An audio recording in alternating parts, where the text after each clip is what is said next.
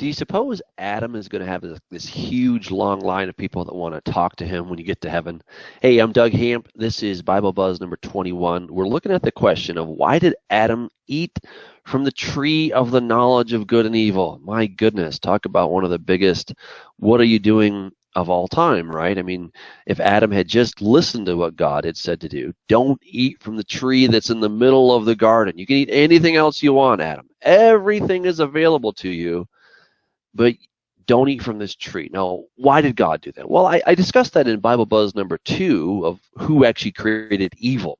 And I suggest that God is the one who created evil based on Isaiah 45, because God says that he created evil, and he defines evil as doing anything that he doesn't like. So God is the one who created the tree of the knowledge of good and evil, and Adam had two choices. One, to eat. The other is not to eat. Right? That's a good old question, right? To eat or not to eat. So he obviously ate. We know what happened, right? But he also had the option of not eating. He did not have to eat the fruit. He could have said, no, I'm not going to eat that thing, and history would have been very different. But that's a different question. So let's get on with, why did Adam eat from this thing anyway? Now, I've heard different sermons, pastors telling us, well, Adam was so in love with his wife that he just couldn't imagine being without her, so he decided to commit suicide.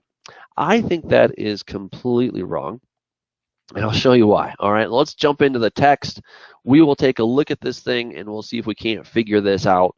All right, here we go. So we're in Genesis chapter 2, and of course you know this. God says, of every tree of the garden you may eat freely, but of the tree of the knowledge of good and evil you shall not eat, for in the day that you eat of it you shall surely die. Okay, so now, granted, Adam is pretty young at this point, right? He's a few minutes old, or maybe a few hours old. Maybe, yeah, well, he can't be more than a day, right? Because God's going to make Eve that same day. So he's a few minutes, maybe a few hours, who knows? But he's got it. He's a smart guy. He's not an idiot. He's made in the image of God. He's made in the likeness of God. God himself is speaking to Adam, right? Adam is at the top of his game. He's at the peak performance. You don't get any smarter than Adam is right now, okay? You might get a little bit wiser, but you won't get any smarter as far as your intellect or, everything goes. So here we go. We're in now Genesis chapter 3. Here comes that serpent, and he says, has God indeed said you shall not eat of every tree of the garden? All right, so the first thing that Satan does is he plants this doubt in there. And then the woman, this is Eve, she says, we may eat of the fruit of the trees of the garden, but of the fruit of the tree which is in the midst of the garden, God has said, you shall not eat of it, nor shall you touch it, lest you die. Now, some people suggest that she's kind of adding to it, embellishing a bit. I don't really think so. I don't know, but I don't think that that she's already exaggerating. I mean, she's innocent. Well, she has no reason to do that. Nevertheless, the serpent said to the woman, you will not surely die. All right, so there's the lie, and here comes the truth. For God knows that the day you eat of it, your eyes will be opened, and you'll be like God, knowing good and evil. How do we know that that's true? Because the text tells us that it's true. Because here God says, he says, hey, look, the man has now become like one of us, knowing good and evil. See, he says right here in verse 22, but look, man has become like one of us to know good and evil. Now, lest he put out his hand and take from the tree of life also and eat and live forever, therefore the Lord God sent him out of the garden. So the tree was there so that man would learn good and evil. It was there for a purpose. But man had two options, to eat or not to eat. We know the choice he made. He had the other choice. What if Adam had done the right thing? But we're getting ahead of ourselves. What's going on here? Why did Adam eat from that tree anyway? He knew what God said. So he says, no, you're going to die. So here we go. Verse 6, this is the big clincher. When the woman saw that the tree was good for food, that it was pleasant to the eyes, and a desirable tree to make one wise, she took of its fruit and ate. Okay, let's pause there for a second. She's eating this thing. Where's Adam? Do you think Adam is like out, I see you later, honey. I'm going to get some time off here. I kind of need a little space. We've been so close lately, and I just need to go to my man cave and get some alone time, just some me time. I mean, do you really think that's what Adam was doing? Or these guys are like fresh, they're like brand new. They're not having any marital spouts yet. He's not having to go and kick back from work. He's not going down to the bar to get a drink. It's him and Eve. It's Adam and Eve, two people on the planet, and God, and I guess, all the angels and stuff, right? So Adam's not like wandering off.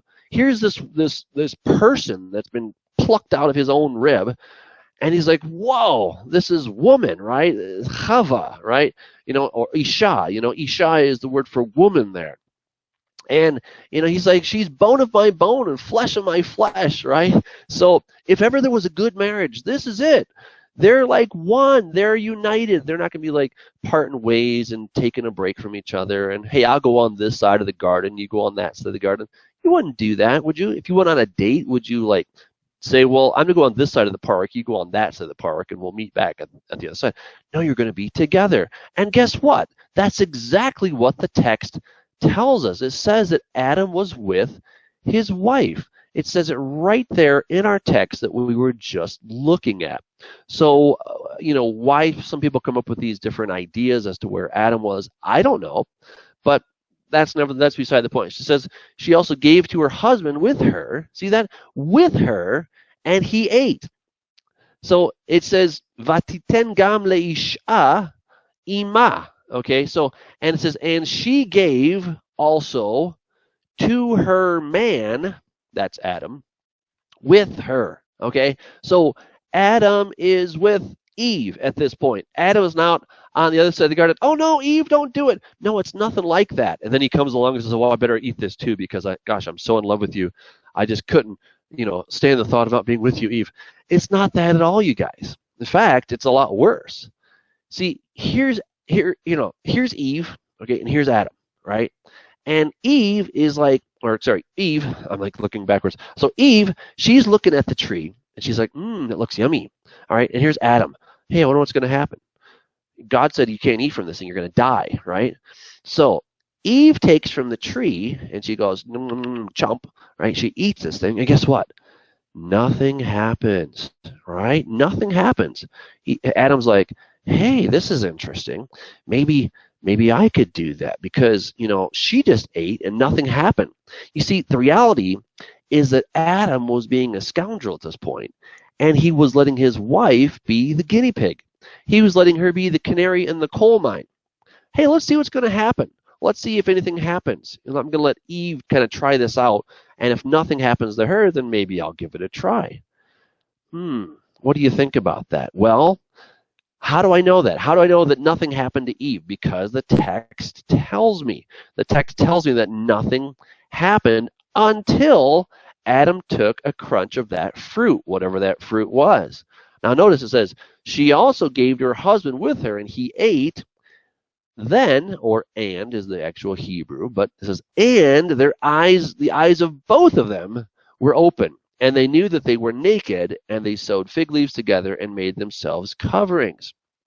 Okay, so nothing happened when Eve took of the fruit, but when Adam did, yep, something happened. That's when their eyes were open.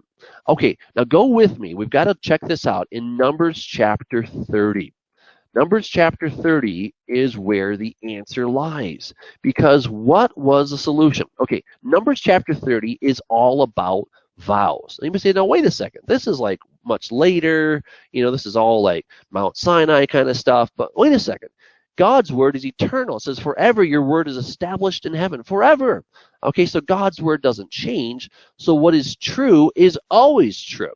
All right, so God says that if a man makes a vow to the Lord or swears an oath to bind himself by some agreement, he shall not break his word. He shall do according to all that proceeds out of his mouth. Or if a woman makes a vow to the Lord and binds herself by some agreement while in her father's house in her youth, and her father hears her vow and the agreement by which she has bound herself, and her father holds his peace, then all her vows shall stand, and every agreement with which she has bound herself shall stand. But if her father overrules her on the day that he hears, then none of her vows nor her agreements by which she has bound herself shall stand, and the Lord will release her because her father overruled her.